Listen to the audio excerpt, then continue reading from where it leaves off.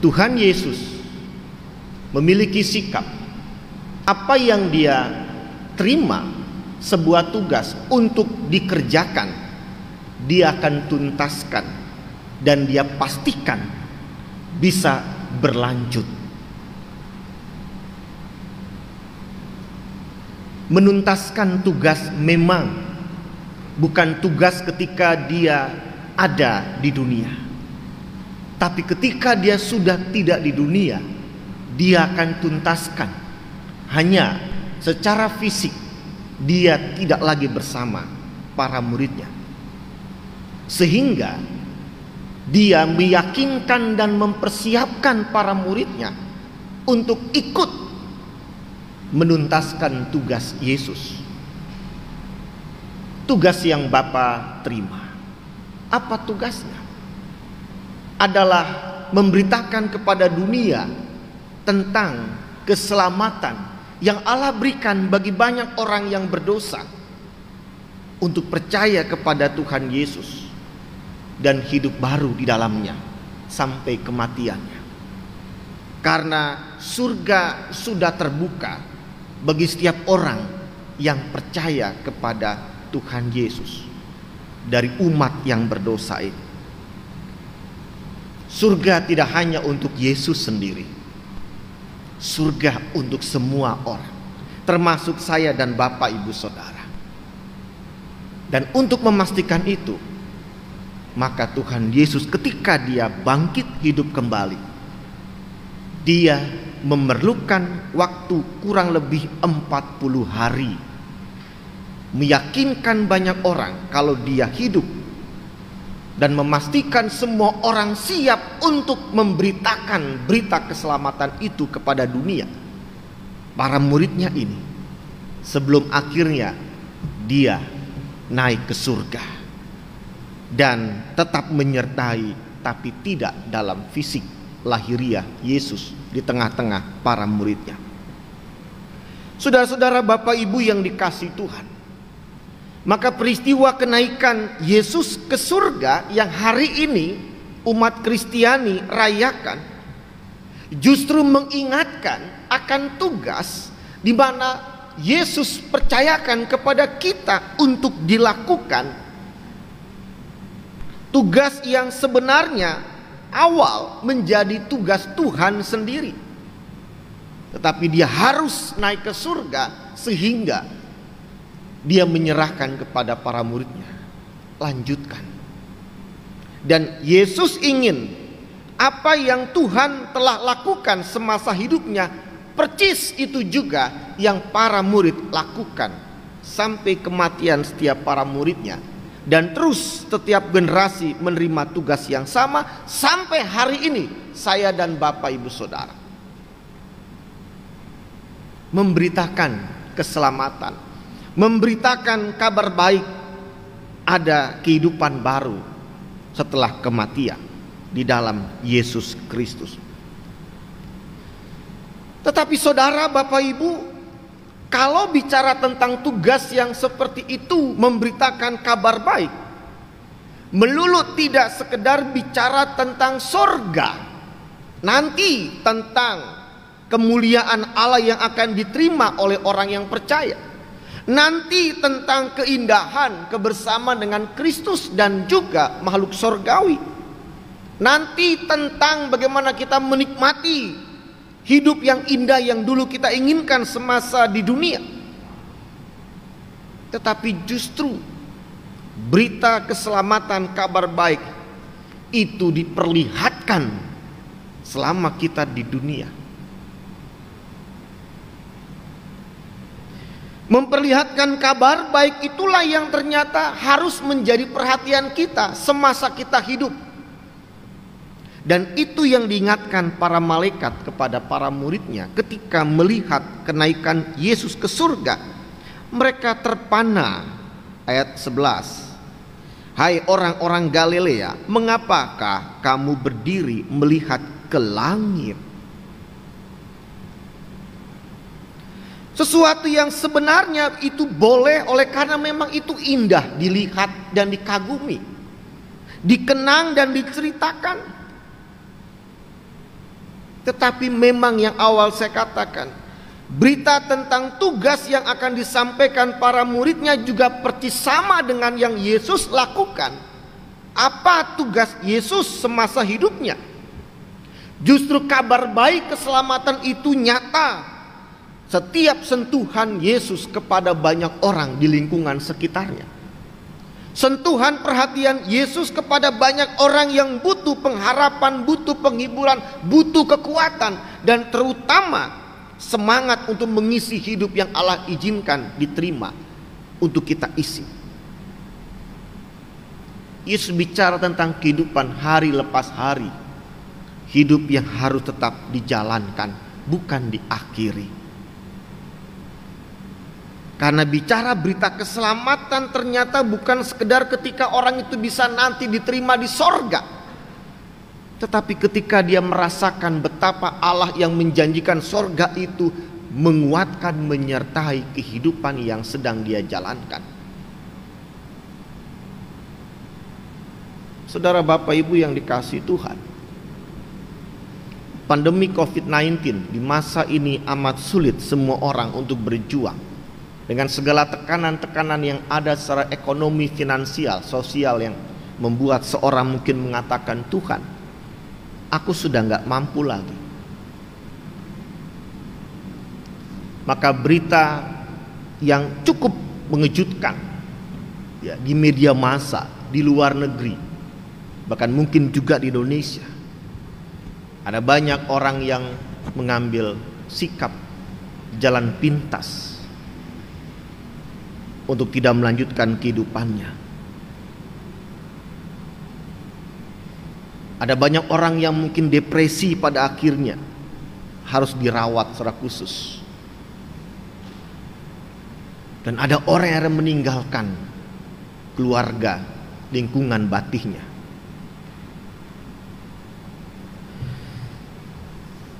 Justru di kondisi yang seperti ini, yang tidak mudah, yang berat inilah, tugas itu diminta untuk kita lakukan, menghadirkan berita keselamatan itu, Bapak Ibu Saudara. Ini justru jauh dari yang kita pikirkan. Bahwa pada akhirnya berita yang kita mau sampaikan bukan dengan kata-kata belaka. Untuk orang-orang mengenal Yesus, dibaptis, menjadi Kristen. Tetapi setiap hal yang kita mau kerjakan itu menunjukkan kita merasakan penyertaan Tuhan itu, merasakan kekuatan itu, dan kita menjaga bagaimana kita bisa menghadirkan ajaran-ajaran Kristus dan orang bisa melihat dan mengakuinya. Ibaratnya Bapak Ibu Saudara, ketika kita biasa makan 3 kali sehari, di saat masa COVID kita harus berbagi makan dengan orang lain, dan kita harus makan 1 kali sehari. Mungkin kita kesal dan emosi. Lalu pertanyaannya, nah kalau kayak begitu di mana situasi kita bisa mengatakan aku memberitakan kabar baik bagi orang lain? Di saat Anda melihat makanan yang Anda punya ternyata boleh menjadi berkat buat orang yang juga membutuhkan makan yang sama, dan Anda mengatakan, Tuhan terima kasih. Di dalam rasa kurang kenyangnya aku masih bisa berbagi dengan orang yang sama butuh makan ini. Terima kasih Tuhan. Kalaupun sedikit makanan yang kumakan hari ini karena berbagi dengan orang lain, tetaplah ada kesehatan buatku, kekuatan fisik buatku hari ini. Itu hal-hal yang mungkin kita temui sebagai sebuah kesulitan, tantangan, dan mungkin tekanan itu. Di saat itulah kita harus mengakui bahwa memang Tuhan tetap menyertai kita, menguatkan, menghibur, memotivasi kita. Mudah? tidak mudah. Kenapa Bapak Ibu Saudara? Karena kita terbiasa tidak pernah merasakan apa yang sebenarnya janji Tuhan. Dia itu menyertai kita. Ada kekuatan, ada hal yang meyakinkan engkau tidak sendiri. Dia akan berikan jalan keluar. Dia akan tuntun Anda menemukan harapan yang pasti, langkah demi langkah ke depan.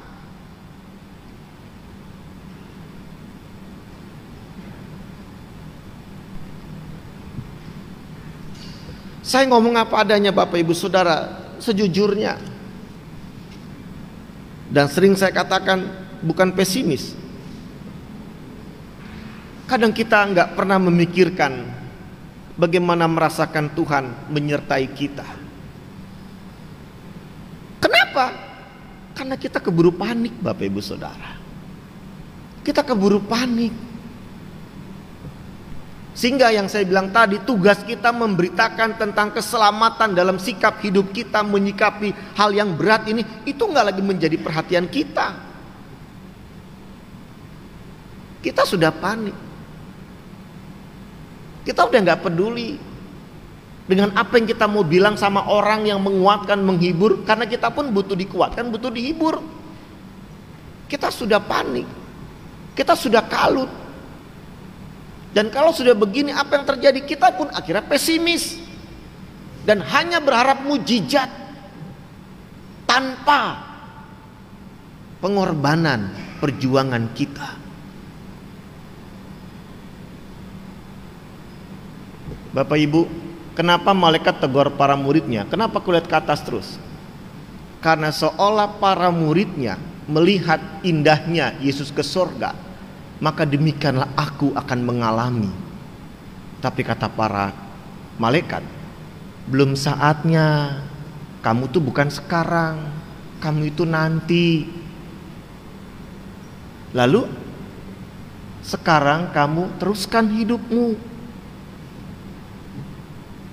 Jujur ya Bapak Ibu Saudara, terkadang kita mencari pelarian untuk membuat kita melupakan apa yang menjadi peran kita di tengah pergumulan kita dengan, maaf harus saya katakan terus terang, ketika Anda menyanyikan lagu-lagu pujian, lagu-lagu rohani, tanpa Anda berbuat sesuatu di tengah peran Anda, di tengah pergumulan itu, maka itu nggak ada artinya. Seorang ibu ibaratnya kesel sama anggota keluarganya, piring banyak nggak ada yang nyuci, dia setel lagu rohani, dia ikut nyanyi, dia hanyut dalam lagu rohani, memuji Tuhan, dan dia merasa terhibur. Dia bisa melupakan piring-piring yang kotor. Selesai nyanyi, balik ke dapur, masih kotor piringnya, nyanyi lagi dia. Nyanyinya bukan gak boleh, boleh. Tapi ketika Anda lari ke satu kondisi yang buat Anda terhibur, tapi melepaskan peran Anda atas persoalan hidup Anda yang Anda harus sikapi, itu gak ngebantu. Dan bukan itu yang Tuhan minta. Kalau bisa adalah, ini contoh ibu-ibu yang sangat rajin nyuci piring begitu ya, walaupun kadang suka ngot-ngotan, tetap Anda ngambil piring yang kotor, Anda ngambil sabun, Anda nyuci sambil nyanyi lagu rohani, itu lebih enak. Lagu selesai, piringnya selesai, semua senang. Kira-kira begitu. Jadi kita nggak usah seolah hanya euforia tentang sorga yang nanti kita akan terima. Euforia gimana kita menyingkirkan diri kita, mengisolasi diri kita dari kesibukan yang ada, hanya untuk kita menjadi saleh secara pribadi dengan kata-kata yang indah kita nyanyikan, lalu kita membaca kitab suci, tapi kita nggak mau direpotkan dengan segala hal yang orang lain ingin kita lakukan dalam peran kita. Bukan itu tugas kita. Kenapa? Karena kalau bicara menyelamatkan manusia yang berdosa, Yesus bisa saja dengan kuasa ilahi, tanpa dia harus mati, tanpa dia harus berkorban, tanpa dia harus mengalami ancaman, hinaan dari manusia yang berdosa. Bisa saja. Bahkan dia ingatkan ketika prajurit bait suci datang dengan pentungan dan senjata menangkap Yesus seperti seorang penjahat. Mereka buat Yesus katakan, sangkamu aku gak bisa minta Bapa mengutus malaikat untuk menghancurkan mereka? Bisa. Tapi Tuhan memilih untuk biarlah tangannya diikat, memilih untuk dia terseok-seok ketika dipukul menuju pengadilan, dan dia memilih untuk menanggung beban penderitaan. Jadi mengerjakan peran selama di dunia ini sesuatu yang memang harus kita lakukan, termasuk memberitakan berita keselamatan itu dengan seluruh kehidupan kita, yaitu di tengah pergumulan kita, bukan di luar pergumulan kita, Bapak Ibu Saudara. Saya berterima kasih buat saudara Bapak Ibu yang bisa datang onset secara khusus, tidak untuk membandingkan dengan yang online, tapi kedatangan onset bukan hal yang mudah dilakukan Bapak Ibu, betul? Terlalu beresiko Bapak Ibu datang ke gedung gereja di masa Covid ini. Terlalu beresiko dalam perjalanan hingga sampai di sini. Tapi kalau saya katakan mulai minggu depan atau hari Minggu nanti, tolong ya Bapak Ibu, jangan datang lagi walaupun pemerintah memperbolehkan 50% digunakan gedung ini. Bapak Ibu mau bilang oke atau ya nggak gitu Pak Pendeta? Saya nggak untuk membandingkan, tapi betapa tidak gampang menghadirkan satu perasaan, satu kondisi bahwa saya mau katakan bahwa saya melakukan sesuatu yang mungkin tidak mudah, itu bukan karena kekuatan saya, tetapi Anda mengatakan oleh karena saya merasakan kekuatan Tuhan.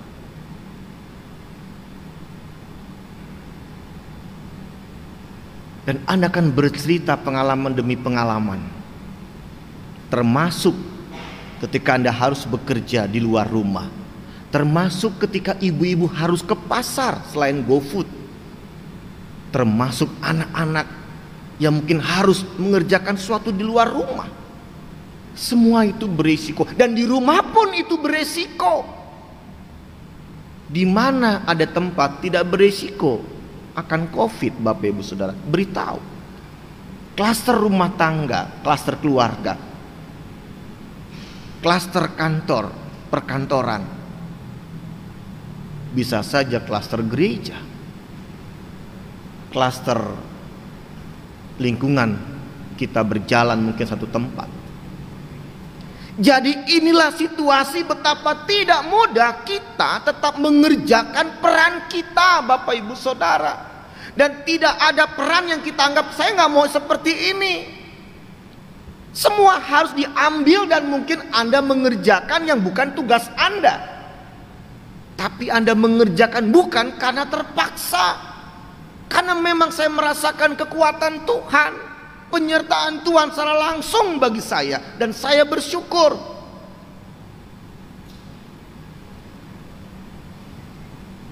Saya tidak beritahu, saya ngomong apa adanya buat kita di grup katekisasi pemula dan lanjutan. Hari ini kebaktian ya. Nanti saya mau cek siapa yang datang kebaktian hari ini. harusnya nggak usah diingatkan. Sebagai orang Kristen, ibadah itu satu panggilan kesaksian imannya. Tapi orang masih perlu diingatkan akan perannya. Tapi oke lah, kita akan cek nanti. Sungguh berbahagia orang yang mengerjakan perannya tanpa tekanan, tanpa paksaan, tapi keikhlasan. Karena dia tahu, ini peran saya yang harus saya tuntaskan dan saya kerjakan. Sungguh di sini Bapak Ibu Saudara, pada akhirnya memang peristiwa kenaikan Yesus mengingatkan, jangan diam dan jangan berbuat sesuatu yang akhirnya tidak ada manfaat hidupmu bagi orang lain. Jangan diam dan jangan biarkan hidupmu tanpa manfaat buat orang lain. Kalau itu yang terjadi, engkau sudah mati sebelum waktunya. Kenapa? Karena satu orang, bahkan dikatakan seorang berdosa bertobat, malaikat sorga akan bersuka cita. Artinya satu orang mengerjakan peran yang baik yang Allah juga lakukan dalam Yesus, maka Tuhan pun akan senang dan bersyukur dan bersuka cita buat semua itu. Maka hari ini justru Bapak Ibu Saudara, peristiwa kenaikan membuat kita merasakan adanya penyertaan Tuhan di saat kita meneruskan peran kita untuk memberitakan hal yang baik lewat kehidupan keseharian kita, yang kita yakin dan percaya sekecil apapun yang Anda lakukan itu bermanfaat buat orang lain, maka Anda akan diberkati dan menjadi berkat buat banyak orang, dan orang lain terberkati. Sekalipun bagi Anda itu nggak gampang, susah, tapi cukup Anda yang tahu dengan Tuhan betapa tidak mudah Anda mengerjakan itu. Tapi Anda tersenyum ketika hasilnya banyak orang bersuka cita. Amin. Bukankah Alkitab mengatakan seorang ibu yang melahirkan, dia akan sakit persalinan, tapi akan merasakan indah sukacita ketika bayinya sudah lahir. Dia lupa sakitnya. Sudahkah kita melakukan peran kita, atau kita masih membiarkan orang lain yang mengerjakannya? Jangan. Semakin sulit peran yang kita kerjakan, semakin besar kita merasakan penyertaan Tuhan. Dan nikmatilah Dia yang akan menguatkan Anda sampai kapanpun. Isilah hari-hari Anda justru dengan banyak hal yang berat Anda kerjakan, sebab disitulah iman Anda akan semakin dewasa. Mari kita saling menguatkan di masa COVID ini. Bagi yang sedang bergumul karena COVID, di rumah sakit maupun di rumah, Anda tidak sendirian. Ada doa setiap orang percaya di tempat ini bagi Anda. Terbukalah kita saling menguatkan. Bagi Anda yang punya persoalan apapun dalam rumah tangga yang butuh penguatan, terbukalah untuk kita saling mendoakan, bukan nyinyir. Artinya kami ada untuk berbagi kekuatan dan menopang setiap saudara kita. Kenapa? Karena enggak sulit ketika bersama-sama mengerjakannya di tengah Tuhan yang akan mengatakan, aku menyertai kamu. Tetap semangat Bapak Ibu Saudara. Selalu ada jalan keluar ketika Tuhan katakan, aku di depanmu. Terima kasih Tuhan, karena Engkau memang sudah menyiapkan semuanya, dan nikmatilah penyertaan Dia. Amin.